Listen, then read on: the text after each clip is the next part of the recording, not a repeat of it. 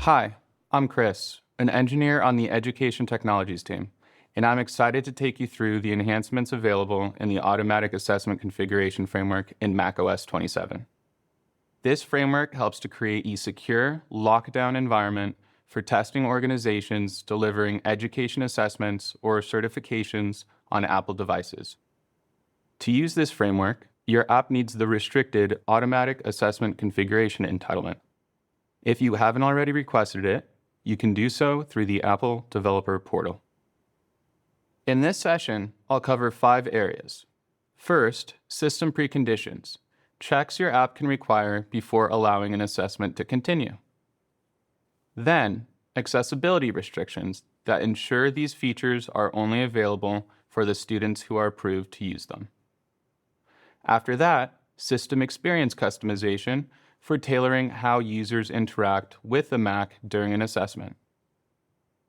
From there, application launch restrictions your app can set to ensure that only the processes you deem trustworthy are running during an assessment.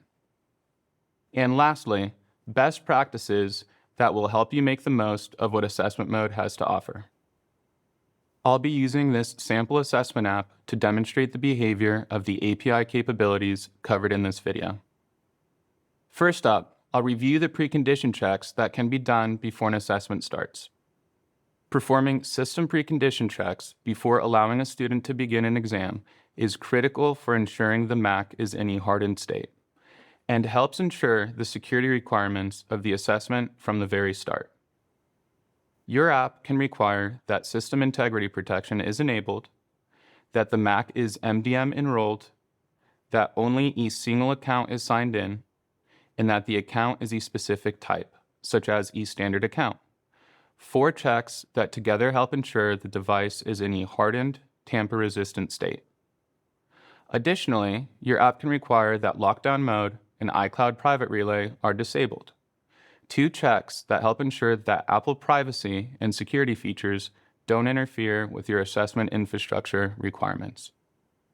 I'll now add the precondition checks to my sample app by setting properties on my AE assessment configuration object, which is the object that defines an assessment session's parameters. This code snippet requires the signed-in user account to be a standard account. With these precondition checks configured, if a student's device does not meet one or more of these requirements, then an alert is displayed informing the student of the issues that must be addressed before they may continue. Next up, managing the availability of accessibility features. macOS includes a comprehensive suite of built-in accessibility features. These features are essential for providing equitable access to exams, enabling individuals with visual, auditory, motor, or cognitive needs to fully participate without requiring third-party assistive software. By default, the menu bar and the dock are hidden, but any currently enabled accessibility features will continue to work during the assessment session. As demonstrated here, switch control continues to run after the assessment session begins. However, it's important to note that certain accessibility features can be customized with user-generated content. Therefore, disabling access to those features for students who do not require them as part of an approved accommodation is an important security measure. In this configuration, every accessibility feature is allowed except one. I'm restricting the use of switch control. Note that setting the value to true for a configuration property does not enable the corresponding accessibility feature. It simply allows it to be used during an assessment when enabled by the user. When the assessment session starts, switch control is automatically quit and cannot be relaunched during the assessment session.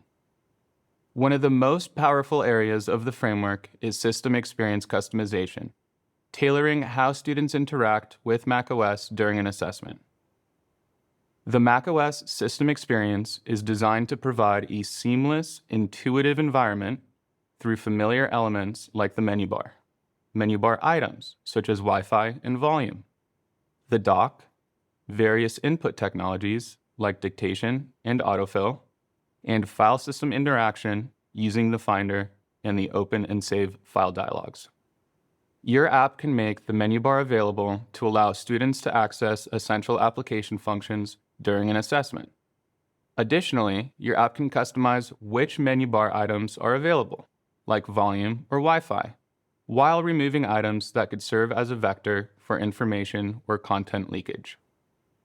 I've already demonstrated how the assessment session looks without a menu bar.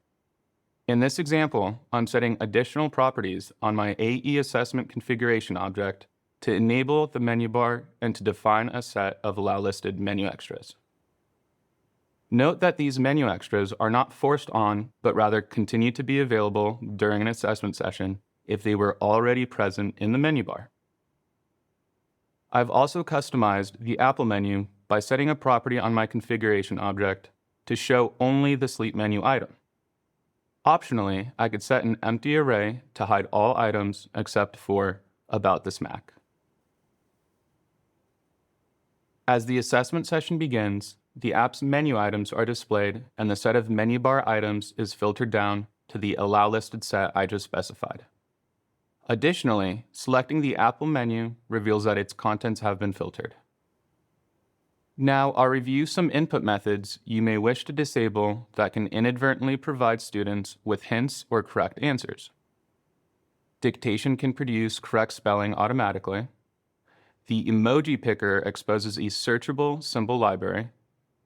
And structural input reveals character composition clues, any of which could bypass assessments designed to test unaided recall. Autofill can provide preloaded answers, notes, or reference material into response fields from sources such as contacts. To restrict these input methods, I set each of these properties to false in my AE assessment configuration object. This hides them in menus and prevents their use within UI controls that normally support them. With the input restrictions in place, the autofill, dictation, and emoji and symbols menu items are no longer available in the edit menu. The dock is another valuable system experience you may wish to enable during an assessment session because it provides students with a clear, focused workspace where they can easily find and switch between applications. In this code snippet, I'm enabling a filtered dock experience by setting allows dock to true. During the assessment, the dock displays only the allowed apps, giving students a focused workspace to find and switch between them. Upon entering the assessment session, note that in addition to the always present anchor elements of the Finder and the trash, only the allowed apps for the session are present. However, even though the Finder is present, it is not accessible unless it is explicitly added as a participant. If your assessment app requires interaction with designated files, then you may wish to allow access to the Finder and make use of standard open and save dialogs. They provide a consistent, intuitive way to browse, organize, and access files across macOS. Next, I'm adding the Finder as a participant in the assessment session. With the Allowed Directories and Files property on the AE Assessment Configuration object, I can allow list the Documents directory into which a student can save their scratch paperwork in the sample assessment app. This same setting also filters the directories and files available in the standard Open and Save panels. When the student chooses to save their scratch paperwork, they are presented with the standard Save panel, but only the Allow Listed directory is available for them to save their work into. Bringing up a Finder window shows the same filtered access, and the Allow Listed directory contains a scratch paper file the student just saved. There's one more layer of control to cover, restricting which processes are allowed to run during an assessment. Processes that are not essential to the execution of your assessment app can pose a threat to the integrity of the assessment session. They can be used to capture screen content, log keystrokes, transmit data to external parties, or otherwise interact with the system in ways that undermine the secure testing environment. Consequently, you may wish to restrict the allowed processes to just your assessment app and participant apps you allow list. Additionally, shortcuts and automator actions can also be shut down and their execution blocked. Setting allow only participants to run to true tells the system to shut down non-essential processes when the assessment begins. With this enabled, only the main assessment app, its explicitly allow listed participants, and essential system processes are permitted to run. I'm also setting allows user script execution to false to prevent shortcut and automator scripts from executing. Before starting the assessment, both Safari and Notes are running, as well as a long-running shortcut.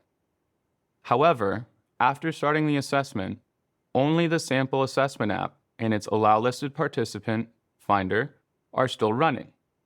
Any user-initiated background processes, including the shortcut, have also been stopped and cannot be accessed during a secure exam. Whether adopting assessment mode for the first time or hardening an existing integration, the following best practices are ones that every developer should consider. These practices will help with how you adopt the framework, how you shape the test taker's experience, and how you keep your app functioning well across macOS releases. With its deep system integration, let the assessment framework do the work to secure the system environment for you. Resist the urge to roll your own equivalents by adopting the framework's APIs directly and deleting the redundant code you've been maintaining. Only restrict the minimum that your assessment actually requires. Restrictions you add can detract from the test taker's experience, so start permissive and tighten deliberately. Accessibility should be treated as a requirement in an assessment context. Every student deserves a fair testing experience, so design your app from day one to accommodate assistive technologies rather than treating them as exceptions to be carved out later. If you're new to AAC, take note that session transitions don't occur the moment you call the begin and end session API. Register for the framework's transition callbacks and drive your app state off those events so you always know when a session truly started, ended, or was terminated unexpectedly. It's critical to revalidate your app on every macOS beta the day it drops. Run your full assessment test matrix against it and file feedback reports immediately. Waiting until the release to discover a regression means your customers discover it too. Now that you've seen what's possible, consider these next steps to take your assessment app to the next level. Use system prechecks to validate device integrity before starting an assessment. Enable accessibility features to provide an equitable assessment experience for all users. Provide a familiar and intuitive experience by customizing access to menu bar items, the dock, and the file system. Secure your assessment's runtime environment by blocking non-essential processes. And lastly, test your assessment solution with real exam workflows on macOS. Whether you're building a classroom quiz app or a nationwide standardized testing platform, the automatic assessment configuration framework on macOS gives you the tools to verify system security prerequisites, tailor accessibility accommodations, customize the user experience, and lock down the runtime environment, all through a single, unified API tailorable to your needs. I can't wait to see how you use these new capabilities to deliver safer, more inclusive, and more polished assessment experiences for students everywhere. Thank you for joining me.